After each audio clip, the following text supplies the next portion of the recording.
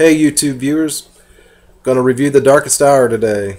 The opening of the movie is probably my favorite part of the whole thing. It starts off with the plane flying in an electrical storm. The plane's like this, and the camera view's up here at first, so you're seeing a top view of it. Then it comes to the side, and you're seeing a side view, and then another side view. And then you're seeing like the dark clouds and the electric storm going on. And then it kind of comes into the plane and you start seeing everything from the inside.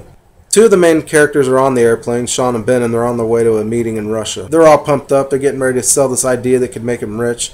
They walk into the meeting and basically it looks like the meeting's been going on for a while. The main guy up front that's running the meeting has this idea that he's presenting on a screen. It looks like some social networking site. When Sean and Ben walk in, basically the guy says, "I don't need you here anymore." Sean and Ben are ticked, but they end up going to a club to party. They meet these two girls, one's name's Anne, one's name's Natalie. After they're done partying, they go outside and there's these crazy yellow lights up in the sky, and I'd say there's probably about, I don't know, 10 to 20. It's like the 4th of July, everybody's looking up. Wow. Ooh, wow. Oh, wow. And then people, of course, are trying to call on their cell phones to tell people about it. Then the street lights start to go out, so you can tell that these lights that are up in the sky are affecting anything that's electric.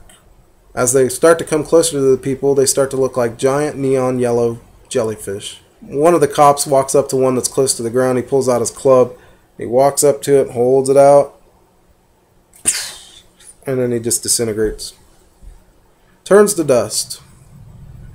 That scene in itself was pretty cool. But the thing is, if you've seen the preview, which I had lots of times because they promoted this movie big time, I'd already seen it, so I knew what was coming up. So they ruined one of the best parts in the movie.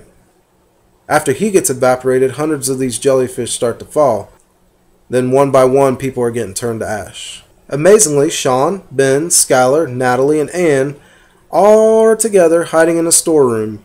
They don't know what to do, so they stay in this room, and the dates pop up on the screen: Saturday, Sunday, Monday, Tuesday, and the Happy Days song's playing in my head, and I had a little twist to it.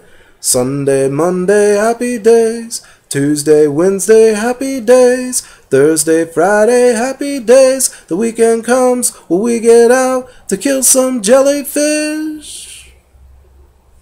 I know. Don't tell me, that was pretty cheesy, but not as cheesy as this movie. So finally they decide, we got to get out of here and we got to head to the U.S. Embassy. So before they do that, they go to a mall. Once they're in the mall, they realize that these giant jellyfish that have fallen to the ground now are invisible. So they're getting chased around and they can't see, what the heck's going on. They also discover that when this force comes beside something electric, it'll turn it on so they can see where it's at.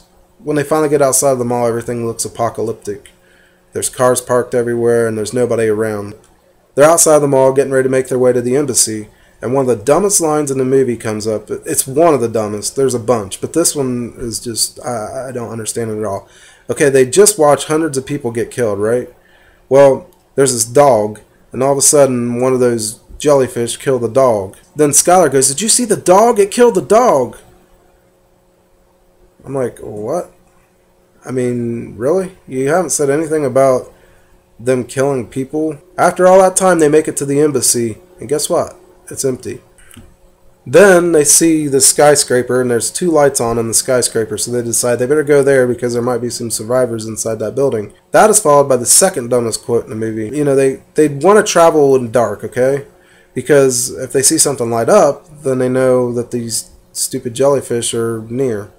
They decide they're going to try to make it to the skyscraper before morning. Right before they get there, you can tell the sky's all lit up. It looks probably like 10, 11 o'clock in the morning. One of the guys goes, "Hurry, the sun's coming up."